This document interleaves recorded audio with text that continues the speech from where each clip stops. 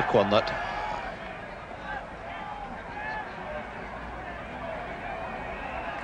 And my word, Brian Close did well to avoid quite a nasty accident there. That was really fired in extremely quickly. And only at the last possible minute did he manage to get that head out of the way.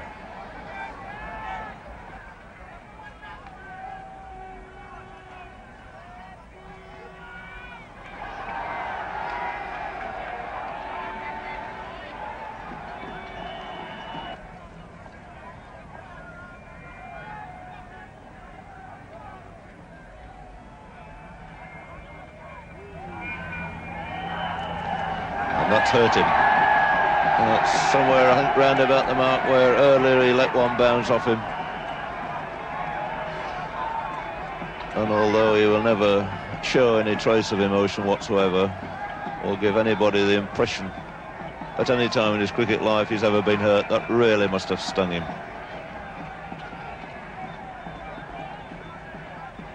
And both these batsmen, I think, particularly unhappy about the number of short pitch balls that have been fired down. No word yet said by the umpire. See again exactly where this one pitches.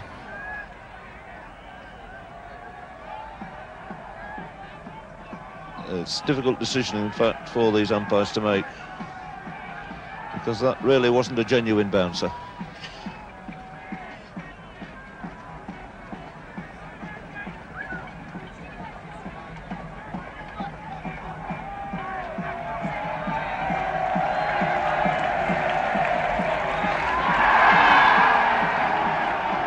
And I think there's going to be a warning this time from umpire Bill Alley. Enough is enough, he says, and quite rightly so.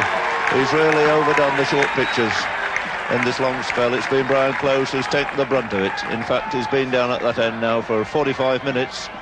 Edrich at the far end, and Close trying to take this pace attack, but extremely difficult. And they're looking and prodding the pitch to see exactly where that ball is pitched, and if that's any indication, it is about halfway down.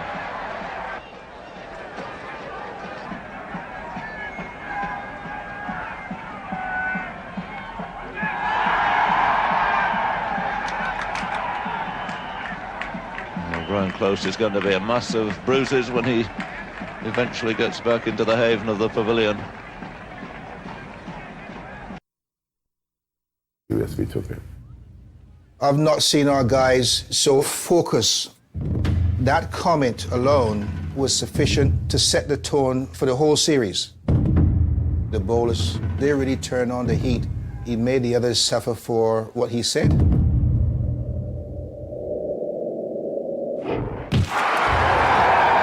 Hit him hard, and in typical Closey style, he hasn't rubbed it.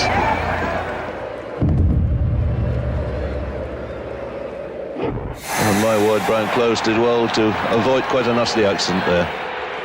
It was really fired in extremely quickly. Only at the last possible minute did he manage to get that head out of the way. And that's hurt him. And that's somewhere, I think, round about the mark where earlier he let one bounce off him. That really must have stung him. Close trying to take this pace attack, but extremely difficult. Enough is enough. He's really overdone the short pitches. And Brian Close is going to be a mass of bruises when he gets back into the haven of the pavilion. And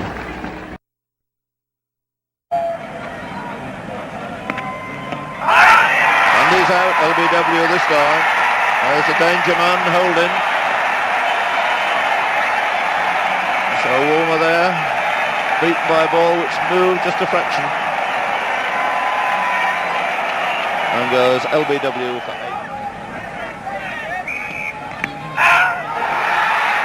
That's out. David Steele has given out LBW. Holding has broken through. Steele didn't appear particularly impressed by it. He was playing forward. The only question could be whether or not he was outside off stump. He was playing a stroke. You can see it again now.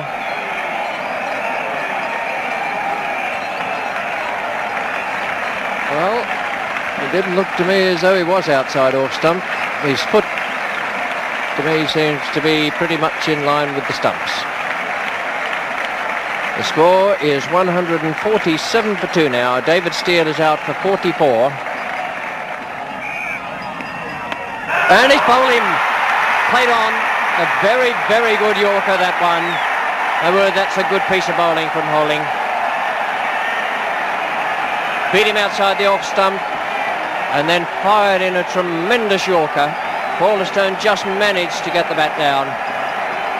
The ball ran back onto the stumps. He's out without... Tony Greig facing Holding. And he's bowled him. So Holding strikes again.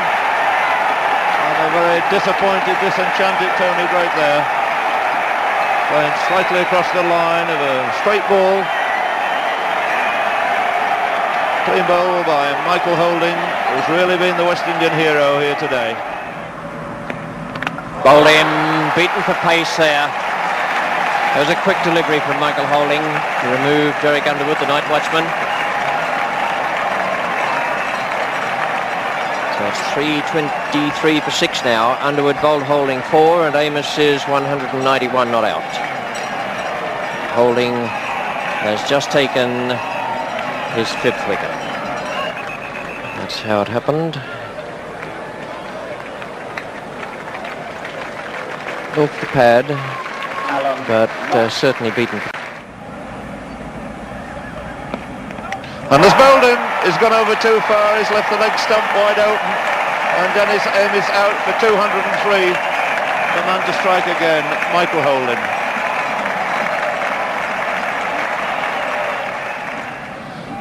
Lloyd still persevering at that far end with Holding. And he's played it on. And another wicket for Michael Holding. Alan Knott just after completing his 50. A little unfortunate there, got into position nicely. The bat came down at a slight angle, an inside edge, and it goes down in the book as Knott bowled Holding for 50. Just striking the inside edge and back onto the stumps. And the backward short leg.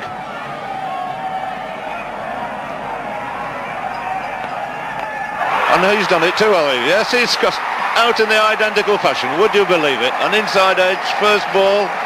Holding's got 8 wickets. Selvey goes, first ball, out for naught. And Michael Holding, in this dramatic piece of bowling, is now on a hat-trick. Every ticket had been sold, but the local Barbadians, who hadn't managed to get one, were determined not to miss the second day's play. West Indies were all up for 265, not an enormous total by their standards. But it looked big enough as Michael Holding bowled the best over I've ever seen. It was his first, and the unfortunate batsman was Jeff Boycott. That was the first ball which Boycott just survived. The next ball whistled past his off stump as he tried to play it. After 5 balls, Boycott was still there, but the 6th was simply unplayable.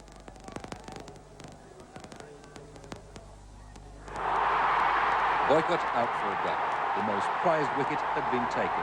The oval went mad. Boycott rates Holding the fastest bowler in the world, and he hasn't changed his mind after this morning. England was 6 for 1.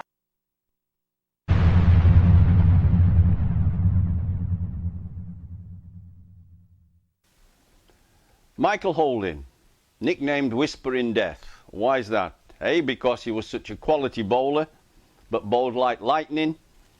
But he run up almost, you couldn't hear him coming. Normally a fast bowler comes up with a lot of aggression, he's got a lot of power, he's going to put a lot of effort into it. Michael just glided along. And I know umpires like Dickie Bird said to me, they were stood there waiting for him coming and they couldn't hear him. That's why the whispering part, the death because he got wickets and he could hurt you in an era where there weren't many helmets around. And for one period, until Packer, in 77, 78, there were no helmets. He could make the ball move a little bit, but I don't think movement was his greatest strength. It was genuine pace, accuracy allowed to that. He was a tall bowler as well, 6'4", so he got a certain amount of bounce. When I played against him, he was the fastest bowler I ever faced, 2 or 3 times. I always felt that although he was that quick, that he was bowling within himself. That's a little bit scary when he's the fastest you've faced in your career, and yet you feel there's a little bit more there to come if he really wanted it. And I think that was because he came in with such ease and fluency. He made it look beautifully rhythmical, didn't he? As if it was no real trouble to him. And bowling fast is a great skill, and you're blessed if you can bowl quick, because any captain would die to have a fast bowler in his team. They are the ace in the pack. They're the ones that usually win test matches. A good man off the field.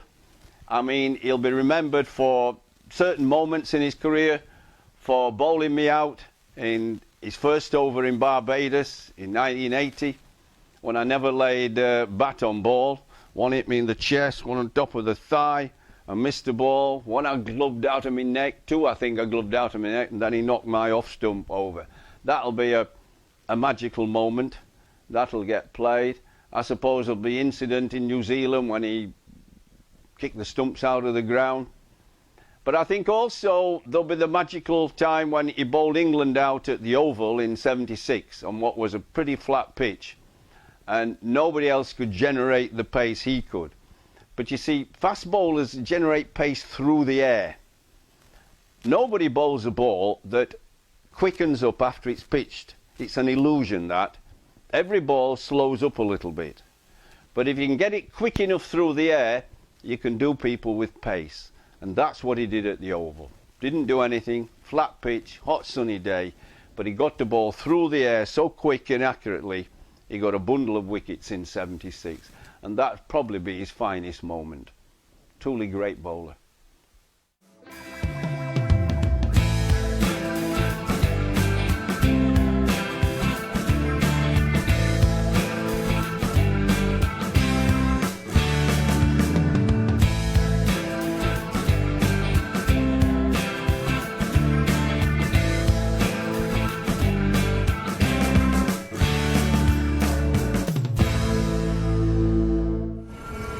Three, but West Indies owed their success more to the wonderful fast bowling of Malcolm Marshall, who took 6 for 32 and 4 for 60. It gave him a 10-wicket haul and West Indies their 6th win in 8 matches at Lord's. Oh, must be. It's got to be one of the plummest things ever, unless he got a touch on it. Well, that's done it. First one way and then the other. And Graham Gooch nearly dropped his bat, but, well, what a strike for Malcolm Marshall in the West Indies.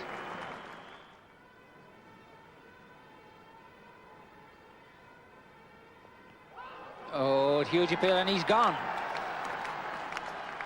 Lamb doesn't tend to get very far forward, pushing in front of his leg and possibly round it. Disappointed there, but another great strike for West Indies and for Malcolm Marshall.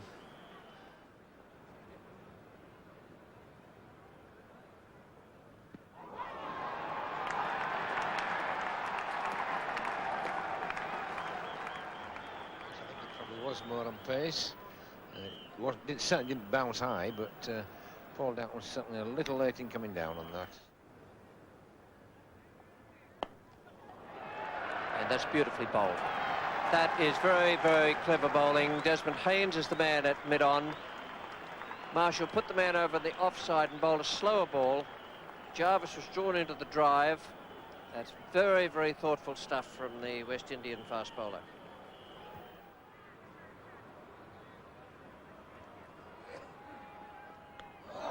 And a brilliant effort from Malcolm Marshall. Graham Dilley as he stumps spread all over the place. Yes, that's out. Great strike for Marshall. Gooch not all that far forward. And really a great assorted over, which has made the initial breakthrough. Oh, that's out. And everybody highly delighted. Marshall, well, gracious me. If only he'd keep running and go to the dressing room, I think. Both England openers now in his bag.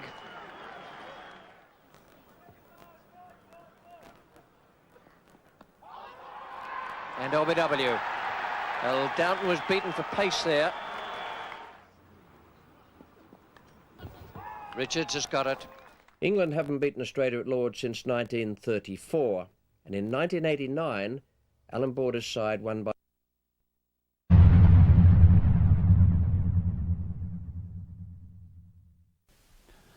Malcolm Marshall, for me, was probably the greatest of all the quicks. It's only a judgment call. He has great figures, about 370 wickets at 20 point something. But it's not the figures alone again. He could bowl very fast. When he was young, he was very, very quick, and he kept that up for a long time. But if he wanted to, he had the ability to cut down his pace and still be fairly sharp and swing the ball and cut it off the seam. And also, he's one of the few fast bowlers that have gone to Asia on these slower pitches that only bounce just above stump eye and get wickets.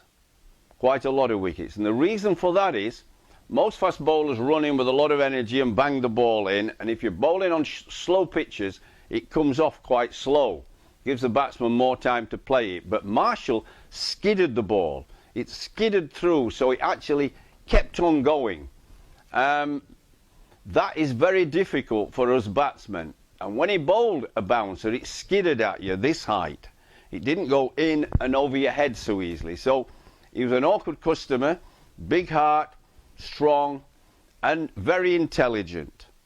Well, I remember when he first came to Hampshire from Barbados, Andy Roberts was finishing, and they wanted another fast bowler, and they asked Peter Short, who was president in Barbados, have you got anybody? He said, well, we've got a young kid about 19.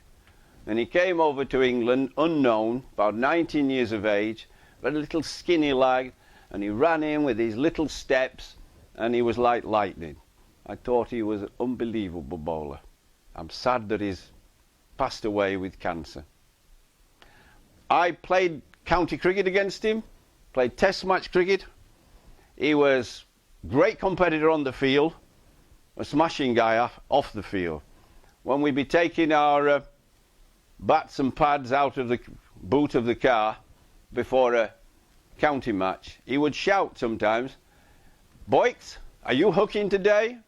And I would say, not if you're bowling, I'm not. And he'd just laugh. And he would always bowl a bouncer, third or fourth ball, and I definitely ducked because it was quick, and he'd finish right close to me and say, okay, Boyks, now let the contest begin. He just wanted to let me know that he could bowl quick bouncers, and he wanted to see if I was going to try and hook, because I thought he was very awkward to hook because he skidded through, he skimmed through at you.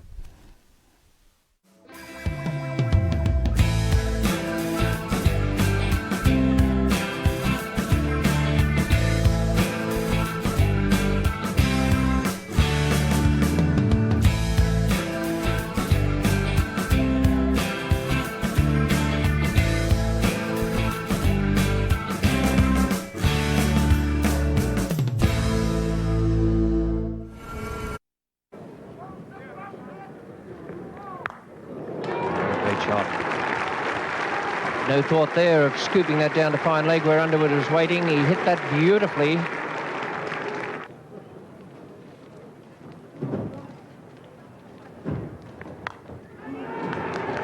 Willie, there was a great effort there.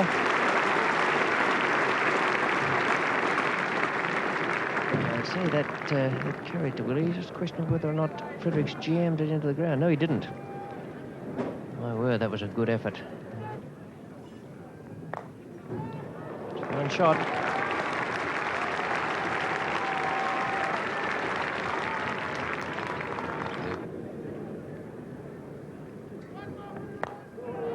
Little line stroke. Four more.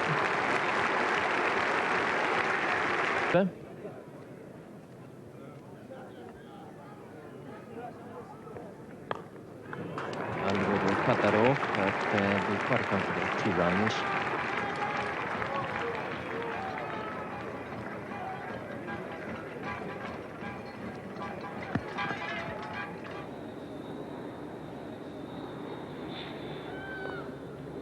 Steele, nicely picked up.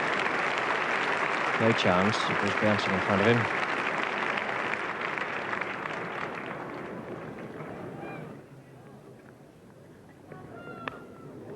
through the gap. Frank Hayes and Peter Willey at third slip and gully respectively, and it split them neatly.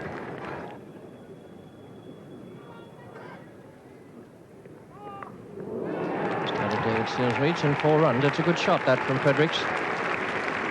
No ball again.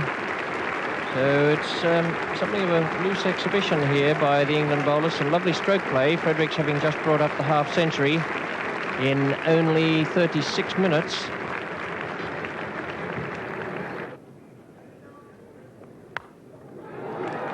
That's going to be 4, no stopping that one, however fast he runs. So even the slow bowling doing nothing to curb the run rate here.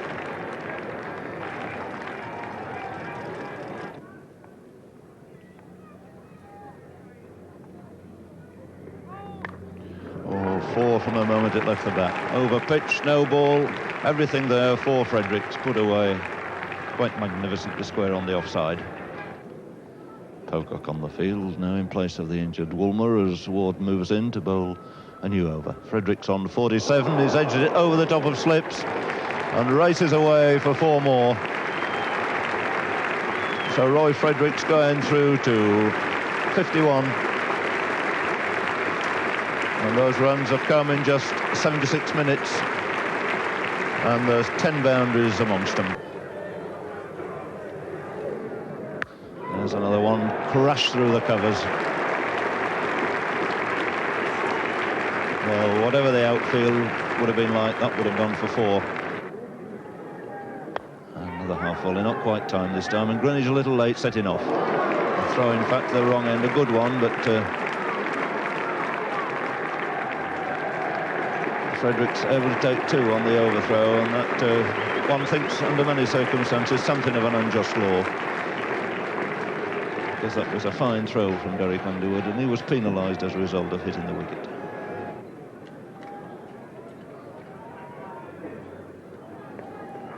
And beaten outside the off stump. Much better ball there from Bob Willis, slanting it across the left-hander, forcing him to play. And the angle he achieves been sufficient to beat the outside edge. It's in the air but safe, through mid-wicket. Will it go through? It'll go through, I think, for 4 for his 100. Well, it stopped, but they were just considering whether they could run 4. But Fredericks happy to take 3 and move on to 99. And Tony Greig coming in to bowl to him.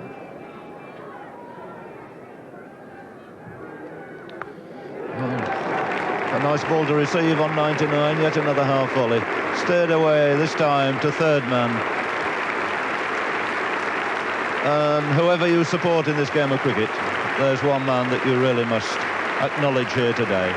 Brilliant 100 in just 2 minutes, over 2 hours 20, 17 fours. His 7th 100 in Test match cricket. 3rd time he's done this against England.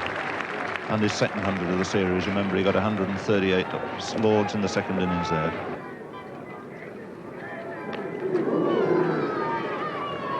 And nearly got through.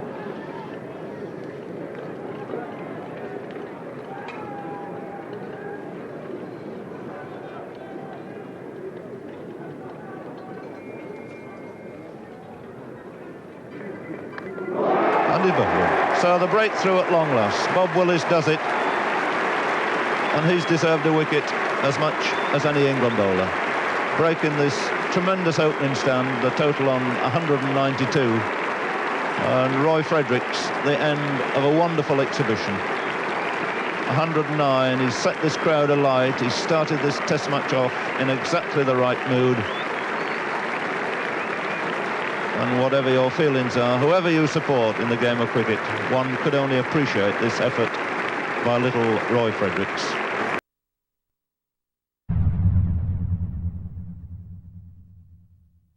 The West Indies came to Australia in 1975-76. It was the beginnings of that team that went on to dominate the world for, I don't know, 15 years or so. Fortunately for Australia, I don't think they realised how good they were at that point. They realised not long afterwards. They lost the series 5-1, which that's not a fair comparison of the abilities of the two teams. They came to Perth 1-0 down after losing badly in Brisbane. And Australia got a pretty decent total in Perth, 356 or something like that. Roy Fredericks played one of the most unbelievable innings I've ever seen. I remember talking to Roy early on. I played him, he made his debut in Australia in 68, 69. And I can't remember, I think it was in the Caribbean in 72-3. We were sitting around having a drink afterwards. And Roy said to me, Ian, he said, hundreds don't bother me. He said, I like to get a nice little quick 40. That's what really I enjoy. Well, I wish he'd stuck to his word that day, because he got 169 of 145 balls.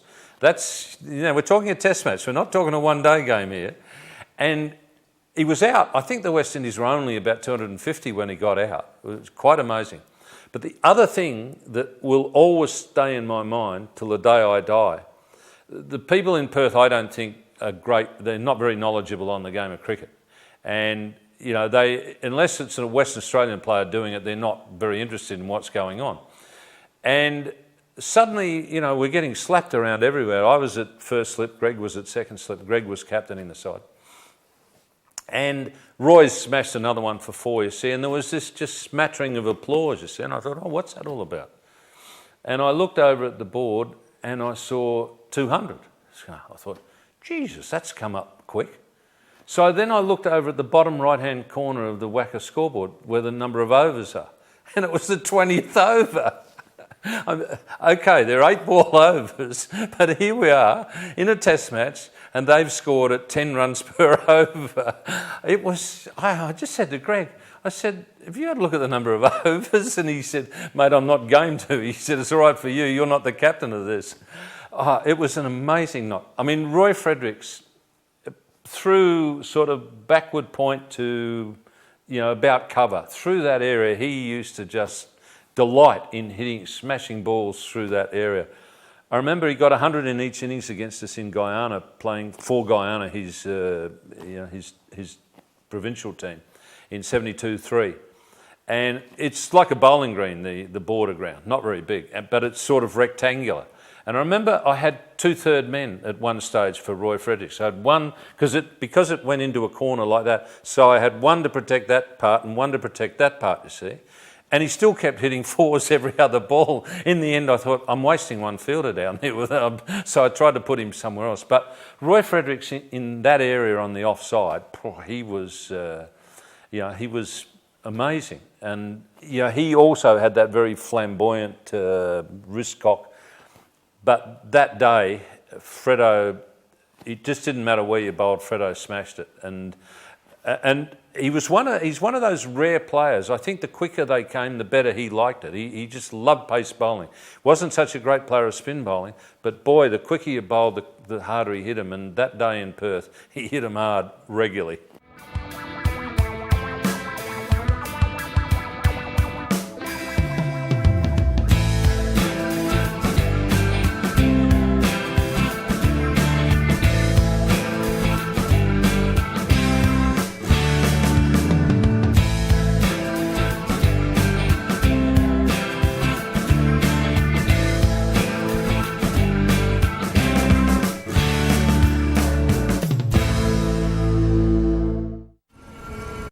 Far end, and bear in mind he's once made 300 against England.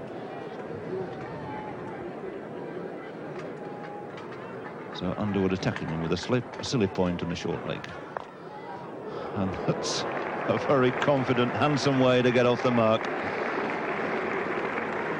No effort again, perfectly timed shot by Lodenthrow.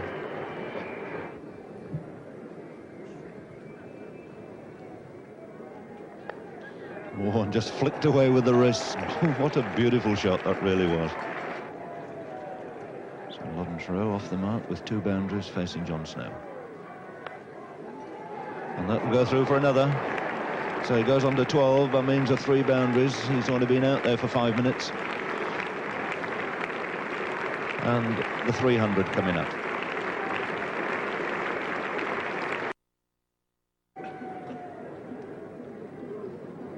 Ward again to row. That's a beautiful shot. Certainly 2 here.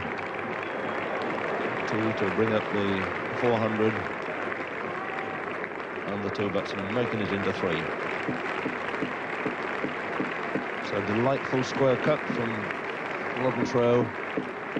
Takes West Indies past 400. New spell for John Snell at the Kirkstall Lane end. Only bowled 11 overs to date, so should still be a little steam left in him. And that's the single Rowe wanted. Turned off his legs, takes him on to 50. And the 4th West Indian batsman here to go past the half-century mark. Rowe on 3 now to face Derek Underwood. And he's got that through. Quite a delightful extra cover drive. No great strength in it at all, but a little bit of perfect timing. Looks the most elegant player when he's making runs.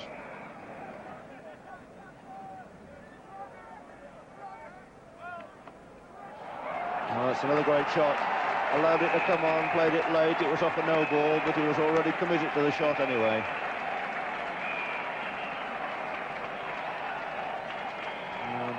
Typical West Indian shot there, hitting the ball as it came on, nothing like a half volley. Fired wide, hit late and square.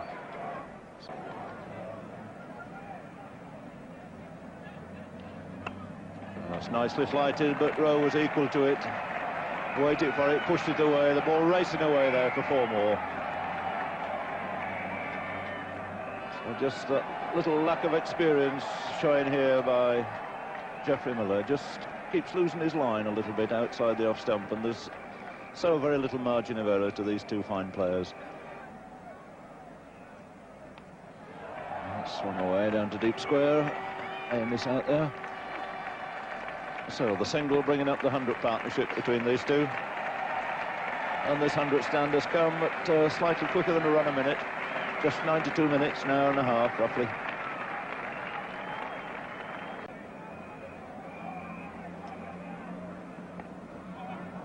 And that's nudged away on the offside for the single to bring in his 50.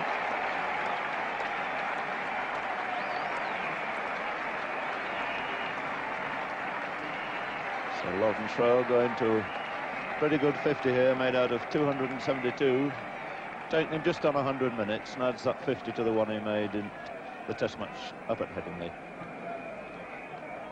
So Rowe missed out on the first 3 Test matches, notching a second successive 50.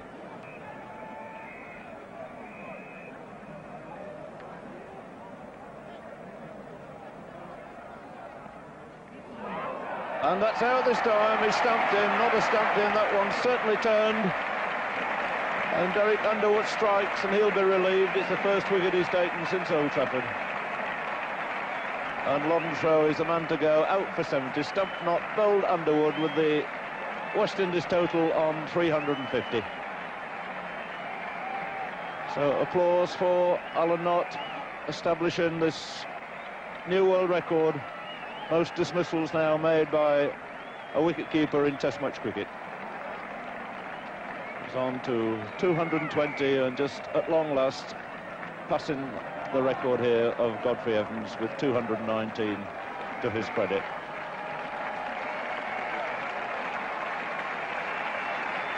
So a good sound innings this by Loddensrow, supported Richards quite unselfishly all the way through. They took the score on from 159 to 350. Just 9 short of a 200 partnership. So Underwood at long last breaking this partnership, and the ball certainly turning there quite considerably and presenting a pretty simple stumping chance to Alan Knott.